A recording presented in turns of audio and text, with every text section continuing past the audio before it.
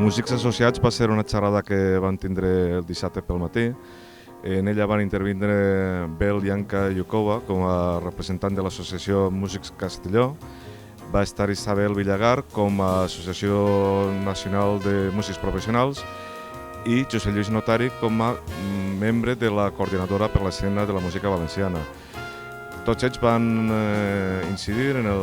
la qüestió de que és precís que el músic se'l reconega com un treballador més, que tingui el seu propi estatut, que pugui cotitzar en la Seguretat Social, que no siga una persona que treballa sense tindre clares quines són les condicions en les que treballa, i tots ells demanen un estatut per a regular la seva tasca i tindre el recolzament del sector polític, que ha de ser que canvie les normatives per a poder fer que siguin uns treballadors més des del món social.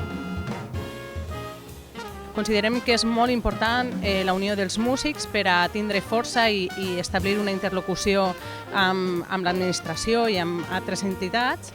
I avui parlaré de l'elaboració de l'Estatut de l'Artista, que és un treball que està en Madrid i en la Comunitat Valenciana també, i en Catalunya molt avançat, i també sobre la necessitat de que els músics puguen viure de la seva activitat professional.